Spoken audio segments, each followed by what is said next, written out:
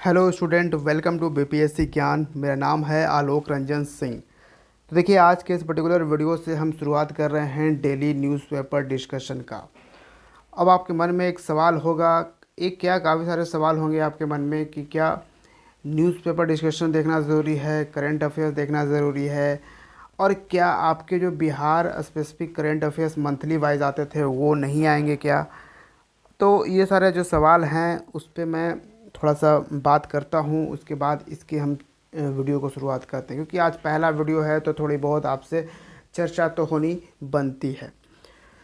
तो देखिए, जैसे बात है कि न्यूज़पेपर डिस्कशन ही क्यों, तो हमारा जो बीपीएससी का जो पैटर्न अब इतना ड्रास्टिकली चेंज हुआ है, उस अकॉर्डिंग आप देख रहे हो कि करंट सेक्शन का जो क्वेश्चंस पूछा जा रहा है वो सिर्फ अब फैक्चुअल बेस्ड नहीं है। हालांकि फैक्चुअल भी शामिल है, लेकिन फैक्चुअल के साथ अब एनालिटिकल भी है। ठीक है, और फैक्चुअल के साथ एनालिटिकल को भी सॉल्व करने का एक सबसे बेस्ट तरीका अगर आपके पास है तो उसका है न्यूज़पेपर डिस्कशन, या फिर न्यूज़पेपर को आप डेली बेसिस पे पढ़ना होगा। अदरवाइज़ आप इस वाले सेक्शन में आपको काबिलियत हासिल नहीं हो पाएगी, आप एनालाइज कर ही नहीं पाओगे। आपको लगेगा कि तो क्वेश्चन आप जैसे ही पढ़ोगे आपका वो उड़ जाएगा। एक तो क्वेश्चन पढ़ने में आपको टाइम लगेगा बहुत ज़्यादा, जैसे आपने फिल किया होगा अगर आपने एग्ज़ाम दिया है तो। ठीक है, तो ये सेशन जो है पूरा वो 78th बीपीएससी के लिए लेकर मैं आ रहा हूँ। ठीक है, और ये आज से ही लग जाइए। इसमें एक मैं आपको ये बताऊंगा कि एक दो वीडियो के पढ़ने के साथ आप ये जज मत करो कि आपको बेनिफिट होगा कि नहीं। आप हमारे साथ कम से कम 2 महीना जुड़ो, इस वीडियो सीरीज़ को कंटिन्यूअसली फॉलो करो। 2 महीना, सिर्फ 2 महीना, और आप खुद को एनालाइज करो, क्या आपका ज्ञान बढ़ा, क्या आप को कुछ कंफर्टेबल फील हो रहा है करंट अफेयर्स के सेक्शन में। तो फिर इसको आप कंटिन्यू करना, वरना छोड़ देना। ठीक है, सिंपल सी बात है। तो लेकिन 2 मंथ मैं कहूँगा आप ज़रूर ही साथ में रेगुलर रहना, ये चीज़ आपको करना होगा। दूसरी बात है, क्या इससे पूरा करंट देखो, हालांकि पूरा करंट अफेयर्स भी इससे पूरा हो जाएगा, लेकिन एक मैं करंट अफेयर्स का मैगज़ीन भी मंथली वाइज लेकर आऊँगा, जो नेशनल और इंटरनेशनल करंट अफेयर्स का मैगज़ीन होगा। और दूसरी बात, जो हमारा Bihar current affairs monthly wise चल रहा था उसका क्या होगा, तो वो as it is monthly wise आता रहेगा। इस सीरीज़ में जो बिहार करंट अफेयर्स का जो सीरीज़ है उसमें कोई भी चेंजेस नहीं होंगे, नो चेंजेस। वो जिस तरह से सवाल उसमें पूछे जाते थे, जिस तरह से मैं आपको डिस्कस करके लेकर आता था, वो उसी तरह से ही चलते रहेंगे। ठीक है, तो बिहार करंट अफेयर्स के लिए आपको कोई टेंशन नहीं लेना है, यहाँ तक कि नेशनल इंटरनेशनल के लिए भी आपको अब टेंशन नहीं लेना है, क्योंकि डेली बेसिस पर आपका न्यूज़पेपर होगा। मंथली मैगज़ीन भी मैं प्रोवाइड करने वाला हूँ। तो हाँ, आप बिल्कुल करंट के सेक्शन में कंफर्टेबल हो गए। और 69th बीपीएससी के जो प्रिपरेशन कर रहे हैं उनके लिए मैं विज़न आईएएस का मैगज़ीन डिस्कशन भी लेकर आऊँगा। ठीक है, और इस डेली न्यूज़पेपर डिस्कशन में 2 न्यूज़पेपर का मैं हेल्प लूँगा। वह है द हिंदू, जिससे आपका नेशनल और इंटरनेशनल करंट सेक्शन कंप्लीट होगा, और दूसरा होगा दैनिक जागरण, जिससे आपका बिहार स्पेसिफिक करंट होगा। ठीक है, तो दोनों ही हमने इसमें साथ में शामिल किया है, और ये डेली बेसिस पे आपको मिलता रहेगा। तो उम्मीद है आपके सवालों के जवाब मिल गए होंगे। अगर और भी कोई सवाल है तो आप कमेंट सेक्शन में लिखिएगा, मैं ज़रूर आपको अगले सेशन में उसका रिप्लाई देने की कोशिश करूँगा। तो आज की वीडियो में हम कौन कौन से टॉपिक डिस्कस करेंगे, देखिए यहाँ पे ऐसा नहीं है कि यूपीएससी की तरह हम बहुत सारे न्यूज़ को डिस्कस करेंगे, पूरा एकदम से धर के रट रहे हैं, चाट रहे हैं एकदम से पूरा न्यूज़पेपर, ऐसा नहीं है। उसमें मोस्ट इम्पॉर्टेंट हमारे एग्ज़ाम ओरिएंटेड जो टॉपिक्स होंगे उस पे हम डिस्कस करेंगे। जैसे आज के इस पर्टिकुलर न्यूज़ में हम ये न्यूज़पेपर डिस्कस कर रहे हैं 11 नवंबर का। ठीक है, 11 नवंबर 2023, और द हिंदू और दैनिक जागरण से आर्टिकल होंगे। आज हम गवर्नर डिस्कस करेंगे, COP28 इजराइल प्लस 10 क्राइसिस, साहित्य अकादमी पुरस्कार जो बिहारी को मिला तो किन्हें मिला वो देखेंगे। फिर एक वाइब्रेंट विलेज प्रोग्राम है जो कि मैं यहाँ पे हेडिंग में डालना भूल गया, तो वो एक वाइब्रेंट विलेज प्रोग्राम के बारे में हम जानेंगे। ठीक है, तो चलिए फिर शुरुआत करते हैं। तो पहला है, governors cannot sit on bills passed by house. ये सुप्रीम कोर्ट का कहना है। देखिए फ़िलहाल थोड़ा सा गवर्नर और स्टेट गवर्नमेंट में कॉन्फ्लिक्ट थोड़ा बढ़ गया है फ़िलहाल के टाइम में। ये जो केस फाइल किया गया था, पंजाब गवर्नमेंट ने गवर्नर के अगेंस्ट केस फाइल किया था। ठीक है, तो इस पे सुप्रीम कोर्ट ने कहा है कि आप ऐसे ही अगर बिल्स, हो क्या रहा है कि जो स्टेट के चीफ मिनिस्टर हैं वो जब असेंबली में, legislative assembly, state legislative assembly में बिल पास कर दिया जाता है, उसके बाद ये जब गवर्नर के पास एसेंट के लिए आता है तो गवर्नर उसको उस पर कोई एक्शन लेते ही नहीं है। ठीक है, तो इससे इसको फाइल किया गया है कि गवर्नर का ये कॉन्स्टिट्यूशनल पोजीशन ऐसा नहीं है कि वो एसेंट नहीं देंगे बिल्कुल। ठीक है, तो हम जानेंगे कि क्या कॉन्स्टिट्यूशनल पोजीशन है, क्या प्रोविज़न दिया गया है हमारे कॉन्स्टिट्यूशन में गवर्नर्स के लिए। उसके बाद ये पंजाब गवर्नमेंट का था, और एक और पहले से एक और केस चल रहा है सुप्रीम कोर्ट में, वह तमिलनाडु गवर्नर का। ठीक है, तो तमिलनाडु के गवर्नमेंट ने तमिलनाडु के गवर्नर RN रवि के खिलाफ भी फाइल केस किया था, क्योंकि इन्होंने 12 बिल्स जो हैं वो जो तमिलनाडु के लेजिस्लेटिव असेंबली में पास किया गया, उन सब पे उन्होंने एसेंट दिया ही नहीं, बिल्कुल ही एसेंट नहीं दिया। तो इस तरह से ऑब्वियसली ये देखा जा सकता है कि जो इलेक्टेड पर्सन है, यानी कि जो जनता के द्वारा इलेक्ट किया गया है, ऑब्वियसली चीफ जो MLA किए गए हैं, MLA ने चुना है किसे, CM को।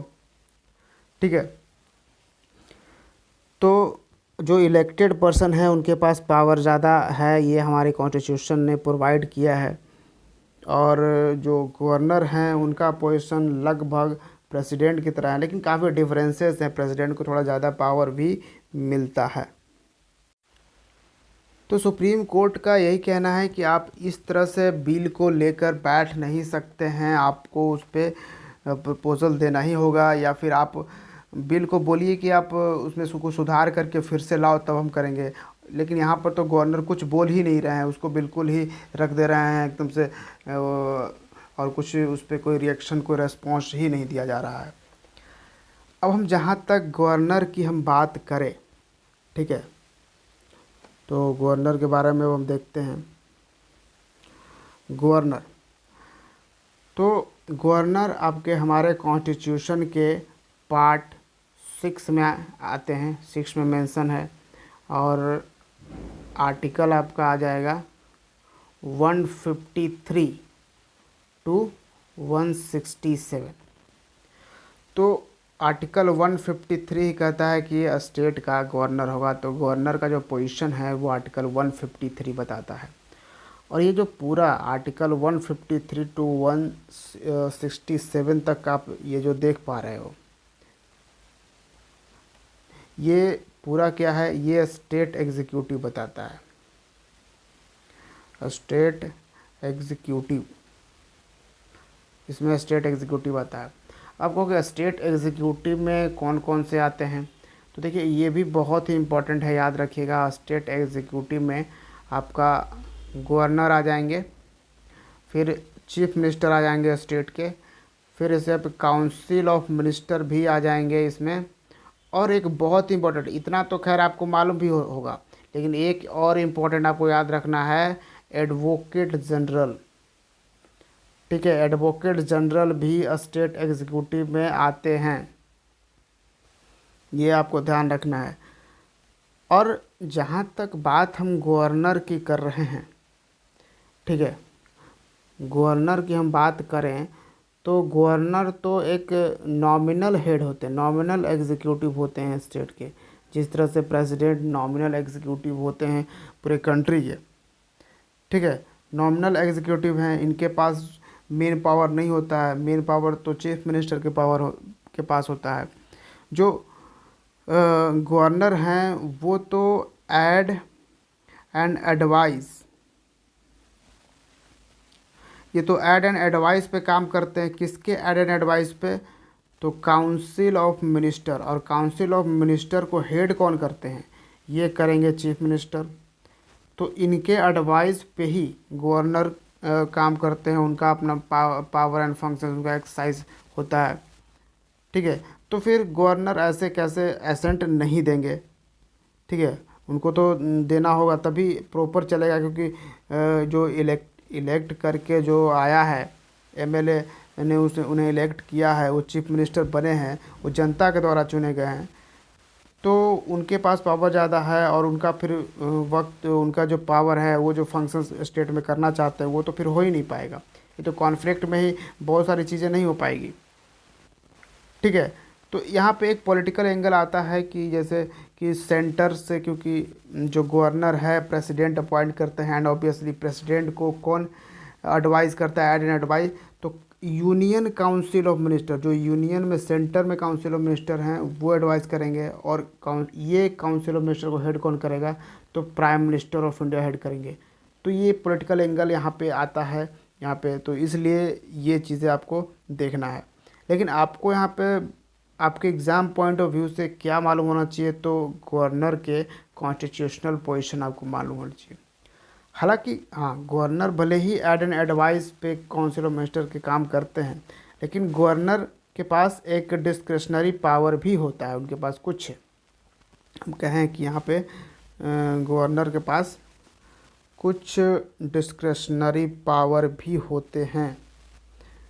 ये मैं बता रहा हूँ,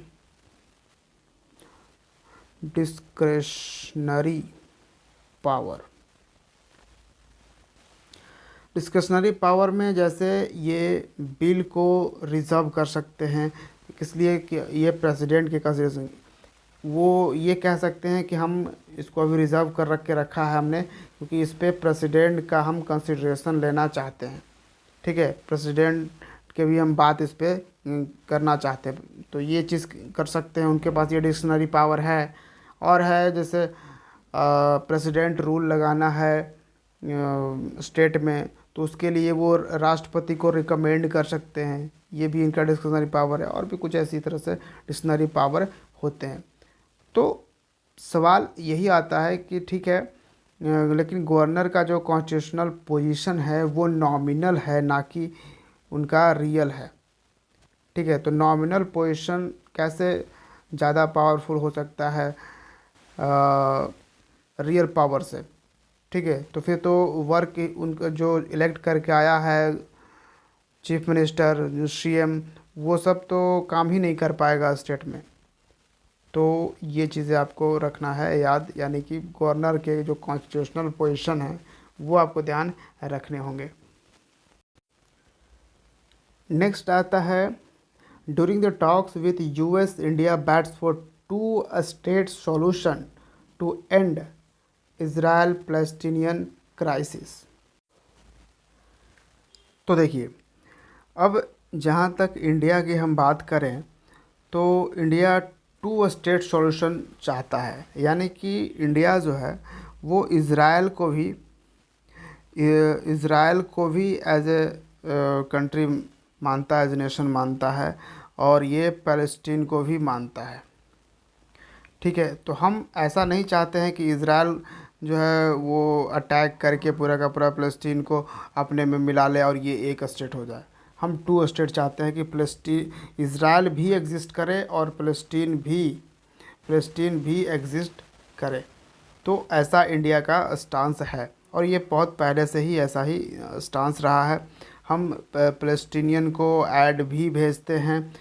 जब इज़राइल को पहली बार गाज़ा पट्टी से हमास ने हमला किया था, बहुत ही ब्रूटली, पूरा वीडियो पूरा वायरल हुआ था, तो उसकी भी हम निंदा करते हैं, यानी कि हम टेररिस्ट अटैक की भी निंदा करते हैं, हम टेररिस्ट अटैक को भी सपोर्ट नहीं करते हैं। ठीक है, तो ये चीज़ें बात हुई। यहाँ पे आप देख सकते हो ये फॉरेन मिनिस्टर हैं अमेरिका के एंटोनी ब्लिंकन्स, और ये हैं हमारे फॉरेन मिनिस्टर एस जयशंकर साहब। ठीक है, तो इनकी ये रिसेंटली मीटिंग हुई।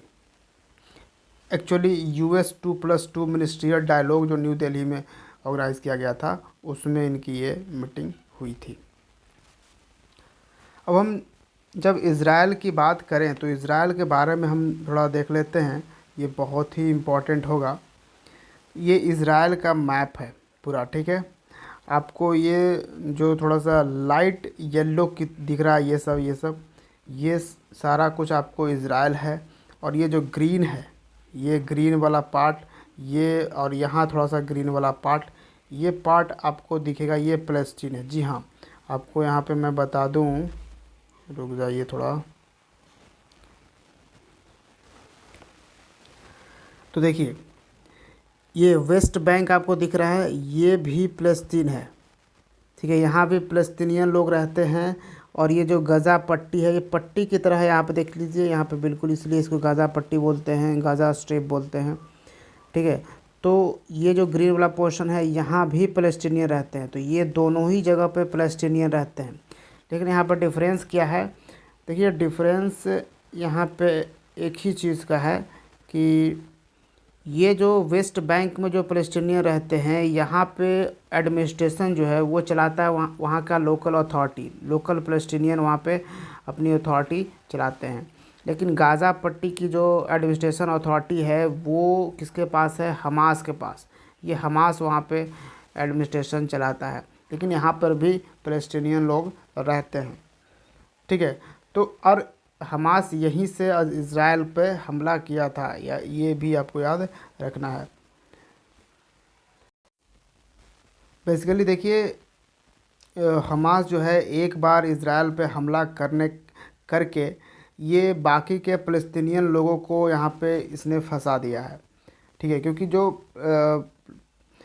हमास का जो हेड है वो यहाँ गाज़ा पट्टी में नहीं रहता है। जी हाँ, ये गाज़ा पट्टी में नहीं रहता है, वो दूसरे देश में बहुत ही आराम से शानो शौकत से पूरा राजमहल टाइप घर में आराम से रहता है। वहाँ से ऑर्डर करता है कि भाई इज़राइल पे हमला कर दो, तो ये यहाँ से कर देता है। ठीक है, तो इस तरह से चलता है। लेकिन यहाँ पे आम जनता, जो इनोसेंट लोग हैं, वो इसका खामियाजा भुगतते हैं। यही मेन यहाँ पे प्रॉब्लम है। ठीक है, अब इज़राइल जो है वो बिल्कुल ही गुस्सा हो गया है, और उसको तो एक बहाना चाहिए था। अब वो एकदम बिल्कुल तैयार हो गया है कि नहीं, अब तो हम पूरा नेस्ता नाबूद कर देंगे। ठीक है, तो ये चीज़ें आपको ध्यान रखनी है। उसके बाद यहाँ पे आप देख पा रहे होंगे कि इज़राइल के नॉर्थ पोजीशन पे आप देखो, ये लेबनान कंट्री है, यहाँ ही रहता है हिजबुल्लाह। हिजबुल्लाह भी एक टेररिस्ट ग्रुप है। अच्छा, एक चीज़ और मैं बता दूं, हमास जो है इसको इंडिया ऑफिशियली टेररिस्ट ग्रुप नहीं मानता है, याद रखिएगा। ठीक है, हम टेररिस्ट ग्रुप भले ही कह रहे हैं, लेकिन ऑफिशियली टेररिस्ट ग्रुप इंडिया नहीं मानता है। हिजबुल्लाह जो कि ये भी इज़राइल पे हमला किया था, अटैक किया था। ठीक है, ये लेबनान में रहता है। उसके बाद आप देखिए, यहाँ पे है आपका सीरिया, ये है जॉर्डन। ठीक है, ये भी आपको यहाँ से इज़राइल से बॉर्डर शेयर करता है। इजिप्ट। आपके मन में ये भी सवाल होगा कि जब हम ह्यूमैनिटेरियन एड जो भेजते हैं फ़लस्तीन को, यानी गाज़ा पट्टी में लोगों को, आम लोगों को, तो वो कैसे जाता है, तो वो इजिप्ट के थ्रू जाता है, इजिप्ट के बॉर्डर के थ्रू वहाँ पे पहुँचता है।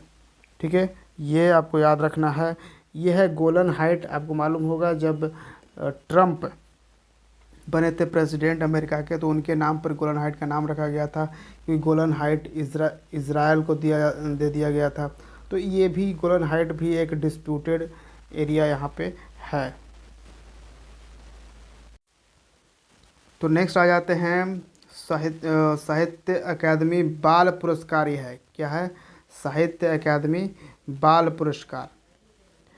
तो साहित्य अकादमी जो अवार्ड है, ये भारत के 22 लैंग्वेजेस में दिया जाता है, 22 भाषाओं में दिया जाता है।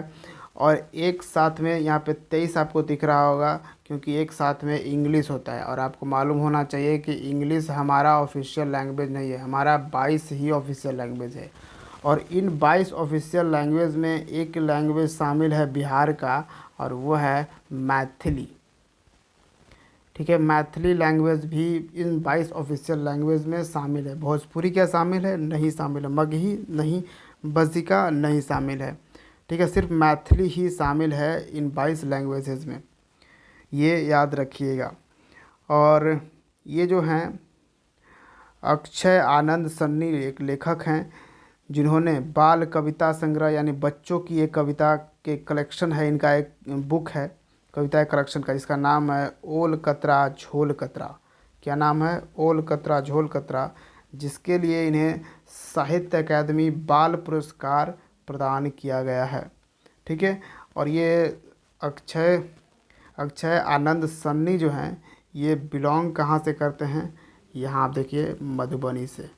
मधुबनी जो है वो नेपाल से बॉर्डर शेयर करता है। मधुबनी सीतामढ़ी ज़िले से भी हमारा बॉर्डर शेयर करता है, और मधुबनी दरभंगा के बॉर्डर से भी शेयर करता है, और सुपौल के बॉर्डर से भी मधुबनी शेयर करता है। ठीक है, नेक्स्ट आते हैं।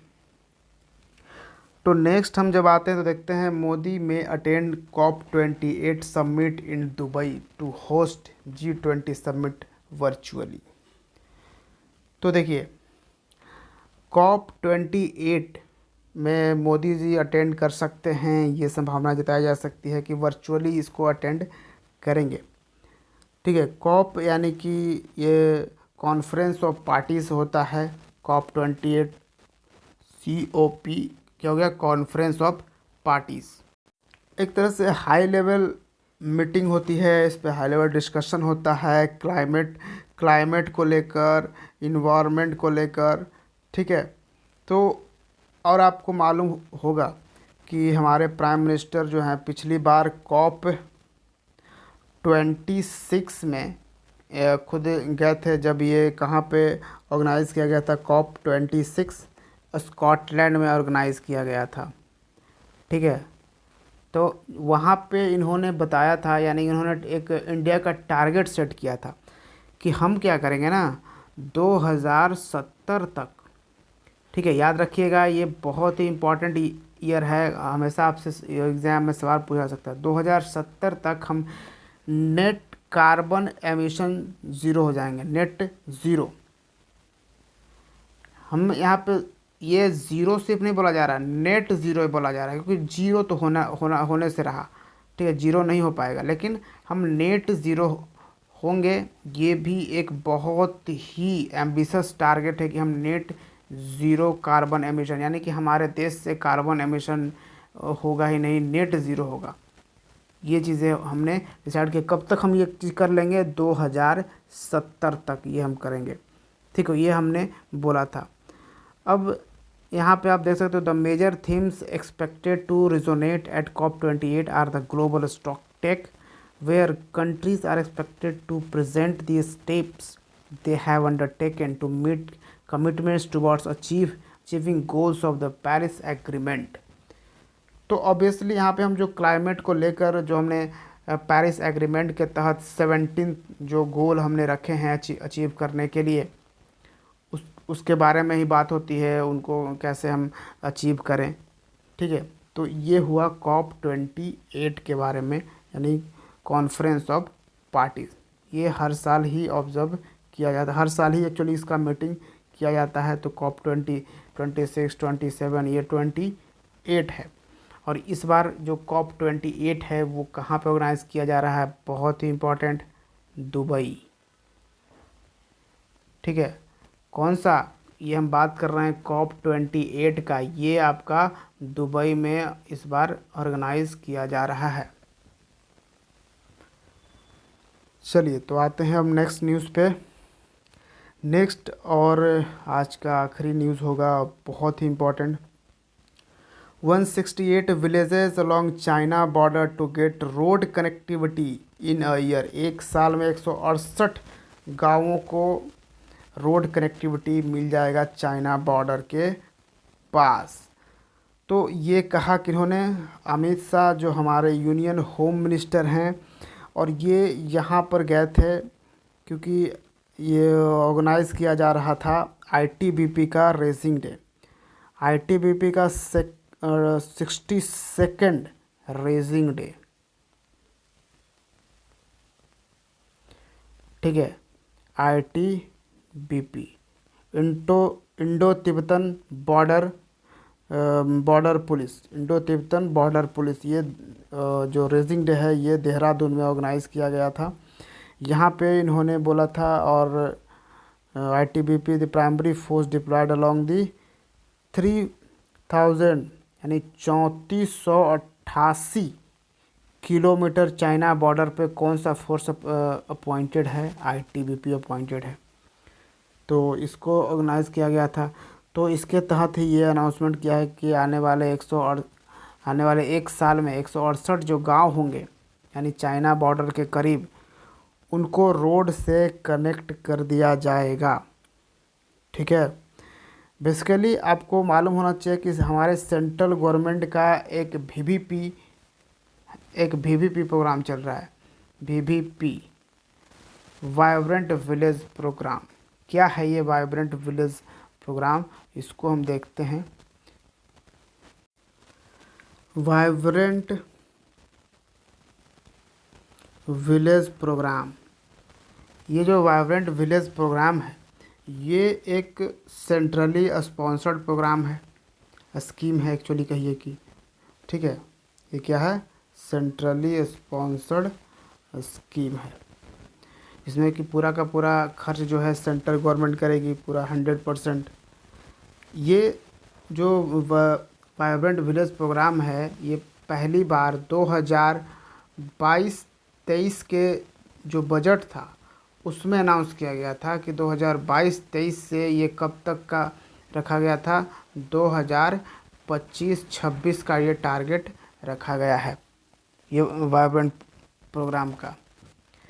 इसमें बेसिकली हम इम्प्रूव करेंगे quality of life of the people living on the northern border.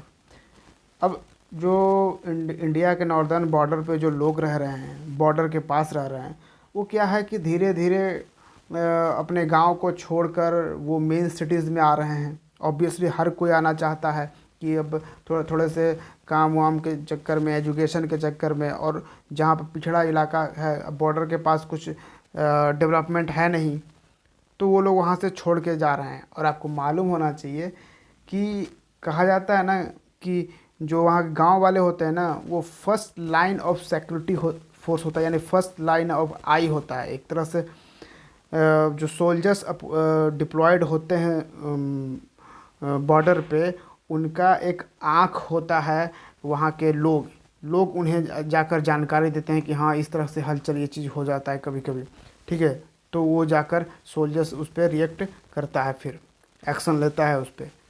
तो हम सरकार की ये रिस्पॉन्सिबिलिटी है कि जो गांव वाले बॉर्डर के पास रहते हैं वो बॉर्डर को वहाँ पे अपने गांव छोड़कर और कहीं दूर कहीं दूसरे सिटीज़ में ना जाएं, वो बॉर्डर पे ही रहें। इसके लिए क्या करना होगा, क्योंकि वो क्वालिटी ऑफ लाइफ के लिए, एजुकेशन के लिए, स्किल के लिए, एम्प्लॉयमेंट के लिए ही तो वो बड़े शहरों में जा रहे हैं।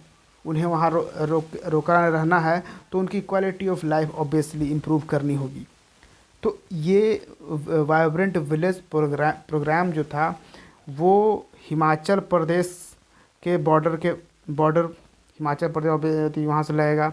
फिर था उत्तराखंड का बॉर्डर, आंध्र प्रदेश का बॉर्डर, सिक्किम के बॉर्डर पे जो गांव हैं, फिर लद्दाख के बॉर्डर पे जो गांव हैं। यानी आप ये पूरा जो है वो चाइना बॉर्डर से, ये सारे जो स्टेट आते हैं वो चाइना बॉर्डर से लगे हुए हैं। तो इस सब स्टेट में जो बॉर्डर पे जो गांव हैं और उनमें सेलेक्ट किया गया है, कितने गांव को सिलेक्ट किया गया है, तो 2963। ये डेटा याद रखिएगा, बहुत इंपॉर्टेंट है। 2963 ऐसे गांव हैं इन स्टेट्स के जो चाइना से बॉर्डर लगते हैं, वहाँ पर इतने ऐसे गांव हैं जिनको सेलेक्ट किया गया है थ्रू वाइब्रेंट विलेज प्रोग्राम के तहत इन्हें सेलेक्ट किया गया है और इनको डेवलप किया जाएगा, क्वालिटी ऑफ लाइफ दी जाएगी इन्हें। ठीक है। और फर्स्ट फेज़ में, इसके फर्स्ट फेज़ में कितने गांव को किया जाएगा? 663 गाँवों को कंप्लीट किया जाएगा। तो यहाँ पे 663 में यहाँ पे बोल दिया है अमित शाह ने कि 168 विलेजेस को तो हम रोड्स की कनेक्टिविटी दे देंगे अगले 1 साल में ही। ठीक है, तो ये चीज़ें भी ध्यान रखिएगा। अच्छा, क्या डायरेक्ट होम मिनिस्ट्री इसको ये जो है स्कीम लागू करेगी विलेजेस में? तो नहीं, ऑब्वियसली वहाँ का जो डिस्ट्रिक्ट एडमिनिस्ट्रेशन होगा वो इस प्रोग्राम को लागू करेगा वहाँ पे थ्रू ग्राम पंचायत, जो विलेज ग्राम पंचायत है उनके मदद के साथ ये प्रोग्राम वहाँ पे चलाया जाएगा। और किया क्या जाएगा? तो बेसिकली हम बॉर्डर पे जो इकोनॉमिक रिसोर्सेस हैं उसको डेवलप करी जाएगी। फिर ग्रोथ सेंटर वहाँ पे डेवलप किए जाएंगे जिसमें सोशल एंटरप्रेन्योरशिप दिया जाएगा। जो यूथ हैं वहाँ के, जो यंगस्टर हैं, वीमेन हैं, उनके स्किल को डेवलप किया जाएगा, वहाँ वो प्रोग्राम चलेगी। फिर जो बॉर्डर पे लोग टूरिज़्म के लिए आए, टूरिस्ट आए घूमने वहाँ पे आए, तो क्या टूरिज़्म का पोटेंशियल है बॉर्डर पे, वो देखा जाएगा। ठीक है। फिर इको एग्री बिजनेस भी वहाँ पे शुरुआत करी जाएगी। इको एग्री बिजनेस जैसे एग्रीकल्चर बेस्ड जो बिज़नेस है, जैसे ये एक प्रोग्राम था वन विलेज वन प्रोडक्ट। तो जो लोग वहाँ पे एग्रीकल्चर खेती करेंगे उनकी जो मटेरियल्स होंगे, जो थिंग्स होंगे, उनको वन विलेज वन प्रोडक्ट की तरह उसे उन्हें सेल किया जाएगा, तभी वहाँ पे डेवलपमेंट पॉसिबल हो पाएगी। तो काफ़ी सारी चीज़ें ये वाइब्रेंट विलेज प्रोग्राम के तहत की जानी है बॉर्डर के अलोंग। और बाकी डेवलपमेंट भी किए जाएंगे, कनेक्टिविटी किए जाएंगे, लोगों को वहाँ पे घर दिया जाएगा बढ़िया से रहने के लिए। ठीक है, तभी वहाँ पे लोग रहेंगे, अदरवाइज़ वो बड़े सिटीज़ की तरफ माइग्रेट करना चाहेंगे। ठीक है, तो ये था आज का बहुत ही इम्पॉर्टेंट टॉपिक्स आज के न्यूज़पेपर का। हम इसी तरह से दोनों ही न्यूज़पेपर हर दिन डिस्कस करेंगे। आपको हर दिन इसको कंटिन्यूली फॉलो करना है। और अगर आपने अब तक बीपीएससी ज्ञान के यूट्यूब चैनल को सब्सक्राइब नहीं किया है तो ज़रूर सब्सक्राइब करिए और हमारे टेलीग्राम चैनल से भी आप जुड़ सकते हैं। ठीक है, तो उम्मीद है आपको ये सेशन पसंद आ रहा होगा, उम्मीद है आप इसका बेनिफिट ले पाएंगे। हम आगे के टाइम में और भी सीरीज़ जारी करेंगे और आपका वो बिहार करंट अफेयर जो पीछे छूटा हुआ है वो भी लेकर जल्द ही आऊँगा। Thank you for watching. जय हिंद।